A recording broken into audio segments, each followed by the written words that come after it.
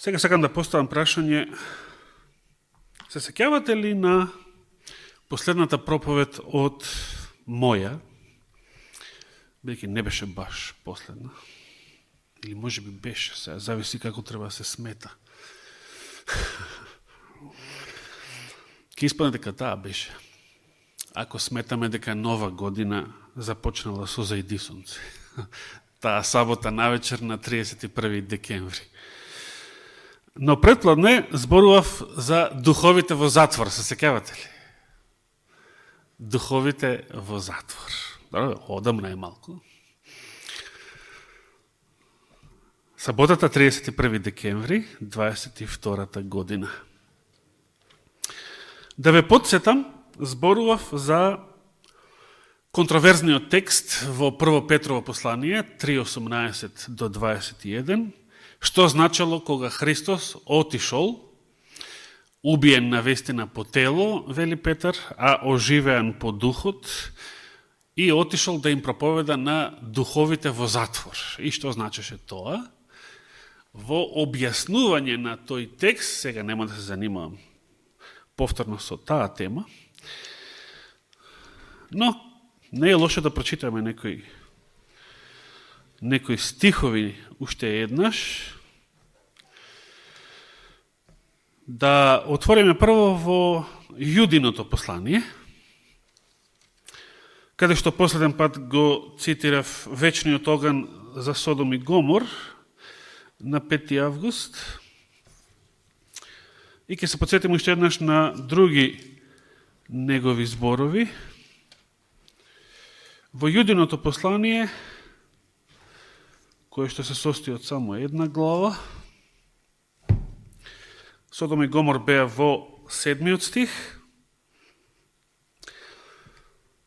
Архангел Михаил, кога се препираше со ѓаволот за Мојсеевото тело, и тоа го споменавме пред нова година, е во 9. стих, а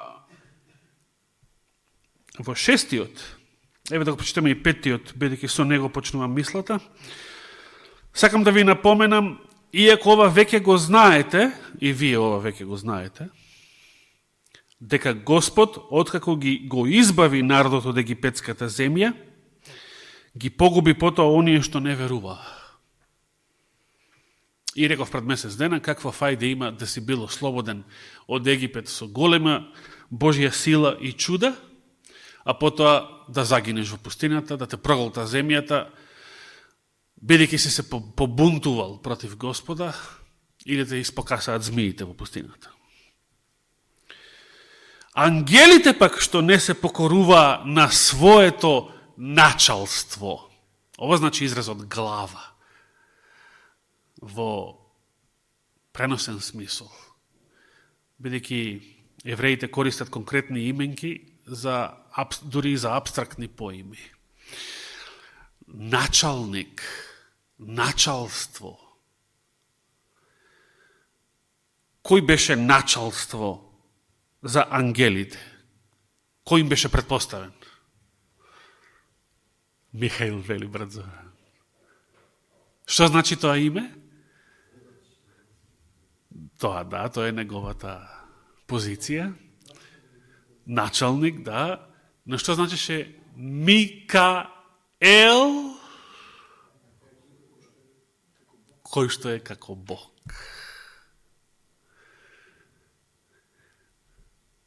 Кој единствено е како Бог? Сега малко ве воведувам во денешната тема. Кој е началникот на ангелите, на кој што овие некој од нив, 1/3, не се покорија? Кој е началникот на ангелите, на кому бунтовните, паднатите ангели не се покорија? Е Исус, Господ, Божиот Син. Ангелите пак што не се покоруваа на своето началство и го напуштија живеалиштето, ги стави во вечни окови, во мрак, за суд на големиот ден, во мрак. Духовите во затвор, или некој преводи темница, но темница се употребува како синоним за затвор. Оригиналот вели затвор. Второ Петрово послание, Второ Петрово, 2 глава, 4 стих. Ќе се подсетиме и на овие зборови.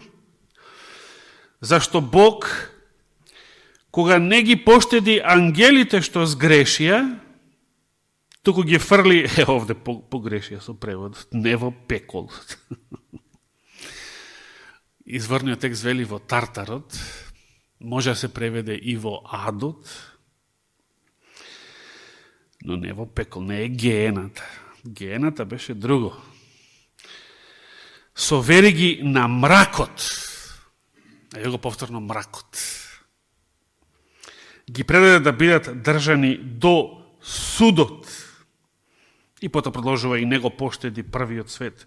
Туку нанесе поптоп врз безбожниот свет, го запази само 8-членото семејство на Ное, проповедникот на правдата, и потоа одново Содом и Гомор. Да не го повторуваме тоа, да не падне случајно и денешна проповед.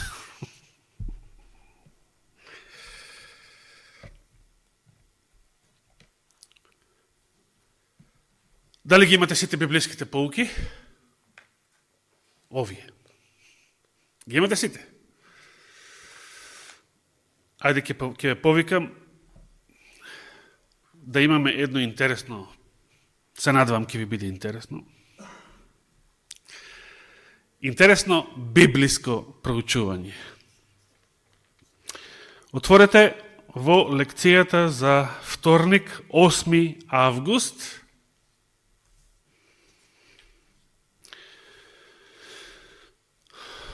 Тогаш лекцијата ја водеше сестра Ивана од катедра, а кога јас слушнав од вашите коментари на таа лекција, слушнав некои чудни работи, дури не ми се веруваше. И веднаш предпоставив дека самата полука тоа го проповеда, веројатно. Проверив и на вистина. И тук имаме еден мал проблем. Значи, отворихме во вторник 8 август. Би сакал да прочитаме средниот пасус. Значи, се работи за стихот во Ефесијаните 4 глава, или текстот поточно, Ефесијаните 4 глава, од 7 до 10 стих. Ке го прочитам текстот, библискиот текст, како што е цитиран во поуката. И тоа е текстот што го употребив пред Нова година за да го објаснам контроверзниот текст од 1 Петрово 18, духовите во затвор. Ефесијаните ми беше текстот за да го објаснам тоа. Но да го прочитам уште еднаш текстот. 4 глава, 7 до 10 стих. Апостол Павле го цитира 68-иот псалм, нели? Издигајки се на височина, затоа е и речено, издигајки се на височина, плени плен, и им даде дарови на луѓето. Се сеќавате кога зборував за пленот, тогаш пред Нова година. И сега, а што означува издигајки се? Внимавајте, ова се Павловите зборови. А што означува издигајки се, ако не тоа, дека тој слезе пред тоа, каде? Во најдолните места на земјата, како велат вашите Библии. Каде слегол Исус, според апостол Павле? Македонскиот превод вели во најдолните места на земјата. Имате некои други преводи? Ме интересира. Некоја разлика? Потоа ја завршува апостол Павле својата мисла, слегнатиот е истиот кој се издигна повисоко од сите небеса, за да исполни се. Сега внимавајте. Текстот вели, че апостол Павле, цитирајќи го псалмот, тој го коментира цитираниот текст од Псалмот и вели: а што значи издигајки се, ако не тоа, дека тој пред тоа слезе во најдолните места на земјата. Пред тоа, го има и во библискиот текст, тоа пред тоа. Кога е слегувањето? Како гласат вашите Библии, ме интересира? Пред да се издигне. Дали го има ова пред тоа во вашите Библии? На било кој јазик? Колку повеќе Библии имаме на располагање, толку подобро. Дори и да го немаше овој прилог пред тоа, самата мисла дека издигнувањето подразбира слегување, за да нечие издигнување подразбира предходно, треба да биде предходно слегувањето, за да издигањето подразбира слегување. Чиста логика. Бидејќи, ако прво се издигнам, а слегувањето е во иднина нешто после, тогаш издигнувањето не мора да подразбира слегување. Значи, може да се издигнам и никогаш повеќе да не слезам. Но за да издигањето подразбира слегување, како што тврди Павле, слегувањето морало да биде предходно. Значи, тој што се издигнал, предходно бил слегнат или симнат. Значи, замислите, имаме една иста поука. Веднаш да кажам, ја не критикувам автори на поуката. За цела една поука одговорни се сите уредници во саботно-школското одделение. Значи, ова воопшто не се работи за некоја личност. Ad hominem. Никого не критикувам како личност. Но замислите, имаме една иста поука, една иста лекција. Во еден те ист одсек се цитира стих кој што дури и јасно вели дека Христос пред тоа слегол во најдолните места на земјата, што значи пред да биде издигнат, а и самата Павлова мисла, дека ако издигнувањето подразбира слегување, тоа слегување морало да биде предходно. А потоа во одсекот, во средишниот одсек, средишниот пасус од овој одсек, се извинувам, што читаме?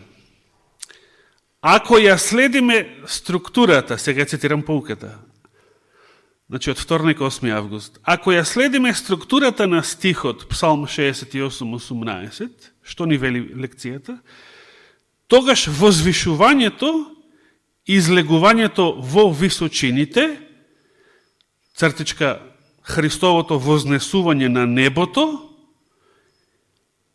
е што? Е нешто што се случува прво. Пошто следи слегувањето. Заблежавте?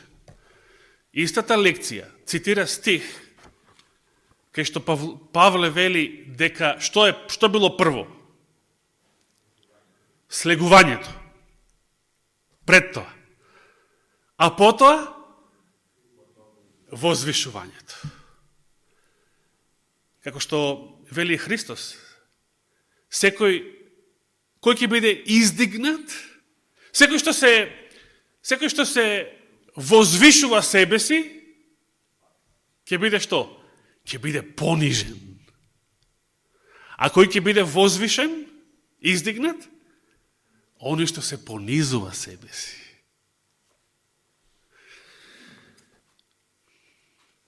Интересно, една иста лекција, во еден ист одсек, цитира стих, болдираниот стих на почетокот на одсекот, кој што вели дека прво било слегувањето, Христос прво се понижил, а потоа се издигнал по воскресението, а потоа самата лекција го тврди спротивното.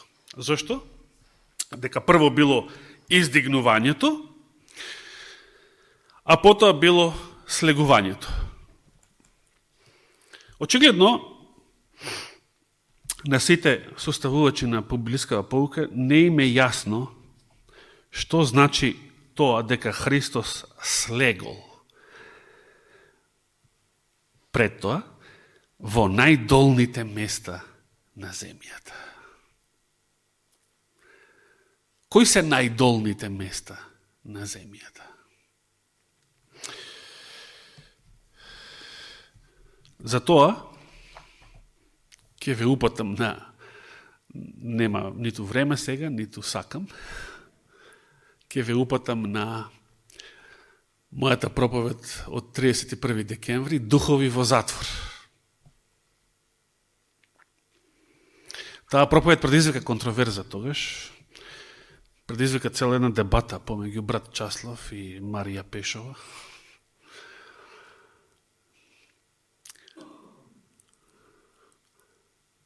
Значи, повеќе на таа тема ве упатувам да ја погледнете повторно таа проповед. Но сега сакам да го насочам вниманието на нешто друго. Јас не верувам дека ни авторот или составувачите на библиската pouка или уредниците во Генерална конференција веруваат во антитринитарната ерес. Некои од нив можеби имаат проблем со една спротивна ерес, со така наречената трибожничка ерес, или погрешно го сваќаат тројството како три Бога, иако не го користат тој израз, но така го сваќаат. Како што велеше и еден наш пензиониран проповедник со 4 факултета, дека Отецот, Синот и Светиот Дух се три различни духа, го тврдеше тоа на форумите. Значи, самиот погрешно го разбира тројството како три богови или три различни духа. Додека Господ и Отецот и Синот и Светиот Дух се еден дух, а тоа е Светиот Дух. Тоа значи тринитарна, троедината вера. Тринитарна, тринитас на латински е комбинација на три и унитас. Значи, троединиот Бог. И како што рече Борче Претладнево сега, за време поуката, тие се едно. Затоа што се еден дух, едно битие, една божествена суштина. Лекцијата сугерираше дека прво се случило воздигнувањето, возвишувањето Христово, а потоа, спротивно на цитираниот стих од Ефесијаните 4 глава, а потоа Христовото слегување, при што Христовото слегување го толкува како што? Значи, да довршам таа реченица, значи, вознесувањето е нешто случува прво, пошто следи слегувањето, за време на кое слегување, оној што е возвишен, имено прославениот Исус, дава дарови и исполнува се. И потоа вели, тоа е начинот на кој Павле го опишал излегувањето, вели овде, веројатно слегувањето на Светиот Дух, во Дела апостолски 2 глава, и потоа вели таквото гледиште го потврдува и текстот во Ефесијаните 4 глава 11 и 12 стих, каде што даровите што ги обезбедува прославениот Исус се поистоветуваат со даровите на Духот. Значи, добро, едно е да не разбереш што значи дека Христос слегол во најдолните места на земјата. Тоа е она што Петар на друго место го вели, дека откако беше оживеан по Духот, слезе, вели, да им проповеде на духовите во затвор. Но, сега, обидувајќи се да објаснат што значи слегувањето, на друг начин, иако погрешно, верувам не сакајки, не верувам дека така веруваат, како антитринитарците, противниците на тројството и сега и веќе и духоборците, бидејќи противниците на тројството, денес се множат мнозина и во адвентизмот, такви, кои што го порекнуваат Светиот Дух како трета личност на Божеството, тврдејќи дека Светиот Дух е кој е истата личност како и Божиот Син, е исто како Исус. Кога Исус се вознел на небото, антитринитаците го велат тоа. Потоа Исус дошол како дух. Така велат или не велат?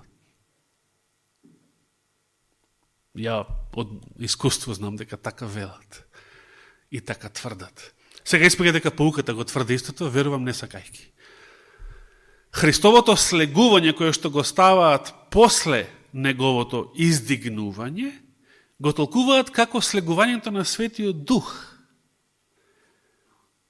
Поведени, да не речем заведени, од темата за даровите. Да, точно е, кога Господ ги дал даровите што ги... Откако пленил плен, значи по својата славна победа над гјаволите, и откако им ја објавил својата победа на гјаволите во адот, и откако им рекол дека сега кога тој воскреснува од мртвите, никој повеќе не може да се буни и да приговара за било чие друго воскресение. Сега имам право и власт да воскреснам кого сакам и да не се буните заради тоа. Како што се буневте за Мојсеевото тело. Кога го воскреснував Мојсеја, многу векови пред Христос да дојде на земјата. Сега нема право да се буните. Сега ја победив смртта, јас го победив гревот, го победив светот, ве победив вас. И сега можам да воскреснам кого сакам, без да имате право да се побуните, и затоа и го воскреснал, со своето воскресение го воскреснал, ги воскреснал душите на едно огромно мноштво старозаветни праведници, кои што заедно со него истиот ден, велик ден, се издигнале до најголемите височини, до небесните дворови, до новиот Ерусалим, а истиот ден само Христос повторно се вратил на земја. Значи, дури и да сакале, иако подсетувам спротивно на цитираниот стих од Ефесијаните 4 глава, дури и да сакале Христовото слегување да го прикажат како иден настан после неговото издигнување, имале подобар пример за тоа, именно кога Христос, и само Елена Вајд го зборува тоа. Тоа не го знаат, православните не го знаат тоа, например. Се сеќавам во книгата на Лазар Милин, најпознатиот српски прота од минатиот век, тој не знаеше зошто Исус и рекол на Марија Магдалена на Великден наутро: не ме допирај, бидејќи се уште не се вратив кај својот отец. И се чудеше Лазар Милин и си поставува самиот прашање, не знаеме што сакал да каже Христос со ова, кога истиот ден, вечерта подоцна, самиот Христос ги повикува апостолите да го допрат. Кога мисле дека гледа дух, нели? Помисле дека гледа дух, Лука 2:4 глава. Еве, фатете ме, допрете ме, пипнете ме. Духот, месо и коски нема. Како што гледате јас, дека имам. Воскреснатиот Исус има месо и коски. Радосна вест. Не е дух. Ниту Светиот Дух. Духот има месо и коски? Нема. Дури и Светиот Дух, Божиот Дух, има месо и коски. Не само што нема никаква форма. Нема никаква форма. Затоа е Духот кој што исполнува целиот време простор. Секој атом на просторот и секој момент на времето, откако Божиот Син, Логосот, Словото Божио, мудроста Божија, го создало време просторот и истовремено се појавил како посебна личност во таа новосоздадена димензија, димензијата на создадените битија. Внатре во време-просторот како видлива форма, но како второ лице на Божеството.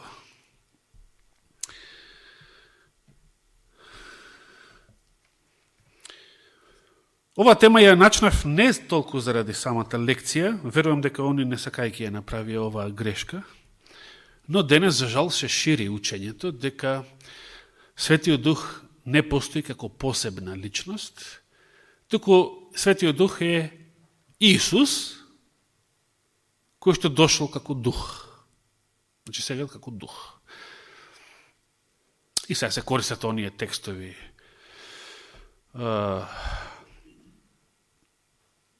Тука Исус го споменува и Отецот дори. Ке дојдеме и ке се населиме во вас.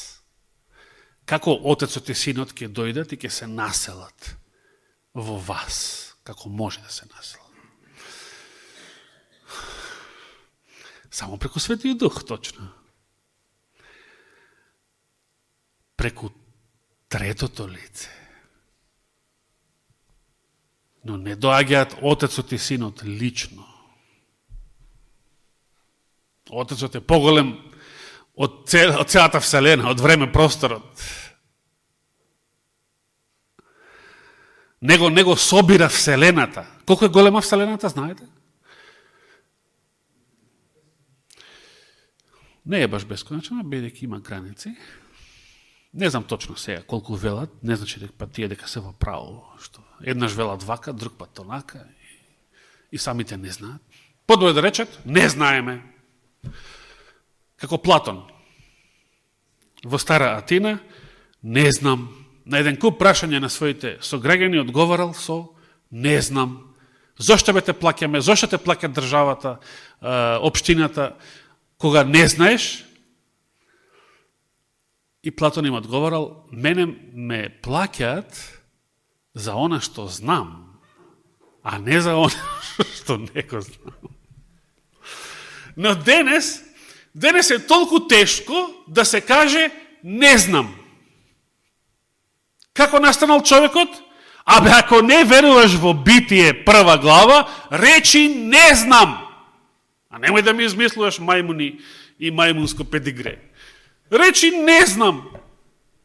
Не знам. Колко е широка Вселената? Не знам. Колко е стара Вселената? Не знам. Некои велат 13 милиарди години, некои сега велат 17 милиарди години. Јас секам кога бев ја ученик, се велеше дека Земјата е стара 4,5 милиарди години, сега велат 6 милиарди години. Колку е бе? Како да го тогаш науката поминале 2 милиарди. Смешно. Но самиот Господ вели, ниту небото, ниту земјата можат да ме соберат. Не можат. Ако тие не можат да ме соберат, може ли некоје ваше ракотворено светилиште, ракотворен храм, може ли него, тој да го собере Господа? Не може. И конечно, да го покажеме единствениот цитат од Елена Вајд, кој што антитринитарците многу го користат, мислејќи дека тој докажува нешто што тие го тврдат и го веруваат, а всушност истиот цитат, нема да бегаме подалеку од него, истиот цитат го побива тоа што тие го тврдат и го веруваат. Не знам дали сте го сретнале овој цитат, и јас прв пат сум го сретнав само во дискусии со антитринитарците. Елена Вајд именно ги кажува овие зборови. Обременет со човечката природа, Христос не можел да биде секаде присутен. И зашто Христос не може да биде секаде присутен? Од Витлеем наваму? Затоа што е обременет со човечката природа. Затоа, впрочем, и било во нивна полза тој да ги напушти, да замине кај својот Отец и да го испрати Светиот Дух да биде неговиот заменик на земјата. И сега, антитринитарците го цитираат само овој дел.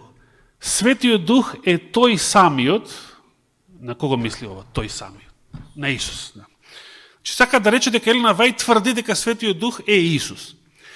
Светиот Дух е тој самиот, лишен од човековата личност и независен од неја. Всушност Елена Вајд со ова го докажува спротивното. Дека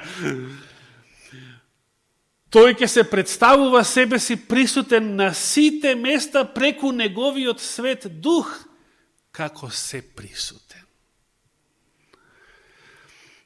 Видите, да кажеш Светиот Дух е Исус само без човечката природа, тоа е исто како да кажеш дека Светиот Дух не е Исус. Може да се каже дека и Отецот, не само Светиот Дух, и за Отецот можеш да кажеш дека е Исус, само без човечката природа. Значи, едно те исто божествено битие, една иста божествена суштина, но три лица, не е едно лице. Да, ајде да го довршиме, да.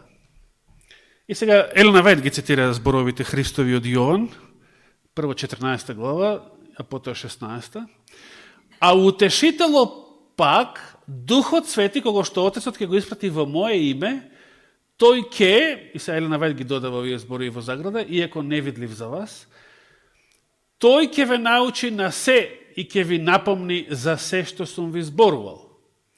Но јас вистината ви ја кажувам, подобре е за вас јас да си отидам, зашто ако не си отидам, утешителот нема да дојде кај вас. Ако пак заминам, ќе ви го пратам. Инаку Исус треба да свратиме на првиот дел цитатот. Исус значи зборува за Светиот Дух како за друго лице. Значи, јас заминувам, тој ќе дојде. Јас заминувам, но него ќе ви го пратам.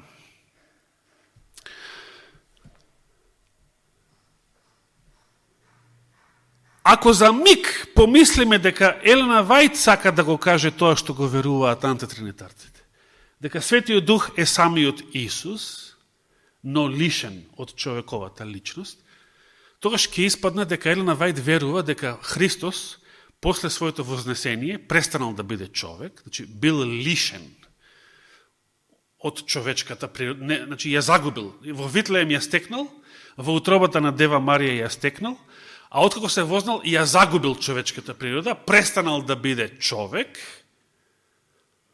или бил лишен од неја и од тогаш наваму постои само како дух. Би требало така да веруваме, ако мислиме дека Елена Вајд така, и ако така треба да ја толкуваме оваа реченица во средина, како што прават антитринитарците. Но тоа е погрешно. Тоа е погрешно. Елена Вајд не сака да каже дека Светиот Дух е истото лице, Исус, само без човечката природа. И последно ќе рече, па тоа го тврди, нели? Па да, тоа е. Елена Вајд не верува дека Христос е загубил човечката природа.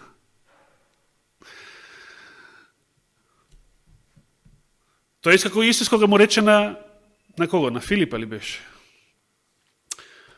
14 глава 8 стих. Господе, што рече Филип, македонецот? Господе, покажи ни го Отецот веќе еднаш.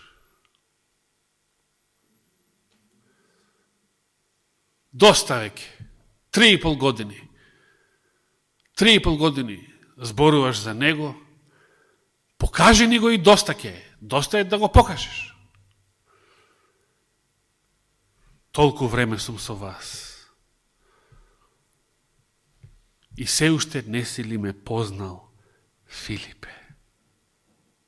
Дали со ова Исус сака да каже дека тој, дури така понижен со човечката природа, како човечка личност, е истото лице што и од се разбира. Но мнозина еретици, например докетизмот или савелијанизмот, некои од многуте христолошки ереси во првиот милениум, тоа го тврделе. Или ереста на модализмот.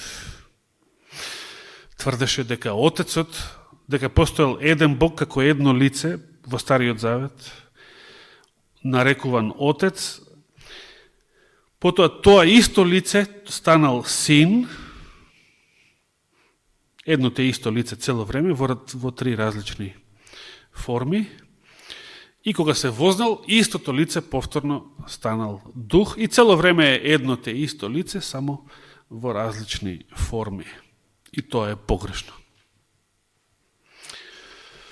Како што велеше дури покојниот брат Ванчо Пециров од Колешино, еднаш и тој даде коментар за таа ерес, па не може да е истото лице, го Исус му се моли на својот отец во Гециманија, и спаѓа му се моли на самиот себе си. Не држи вода. Духот, само ова да запаметиме, самите Христови зборови, духот, месо и коски нема. Тоа правило се однесува и за Светиот Дух. А Исус, дури и воскреснатиот Исус, денешниот Исус и оној Исус што ќе дојде повторно во сета слава на небесата, неговиот Отец и неговите ангели, е се уште со човечка природа. Исус, откако еднаш станал човек, е човек за секогаш, ни сета вечност. Тоа е неговото вечно понижување. Иако прославена човечка природа, иако обесмртена човечка природа, иако поинаква од ова што сега се уште ја носиме, поинакво тело, супериорно тело, бесмртно тело, тело кое што може се движи и низ ѕидови, тело кое што ни ЦИЕ, ни КГБ, ни МОСАД не може да го фатат, ако го бргаат, ниту било која друга војска и полиција во овој свет, но сепак човечко тело, со месо и коски. Тоа е славната, радосна вест и сите покојни верници ќе воскреснат и ќе ги познаваме како што ги знаевме, истото лице, истата личност, иеко ново бесмртно тело, поинаква природа, но истото лице, истата личност со месо и коски. Радосна вест. Воскресението Христово, најславниот настан во историјата на овој свет, и воскресението на денот, последниот ден од неговото доаѓање, најрадосната вест за овој свет. Нека му е фала и слава вечно. Амин.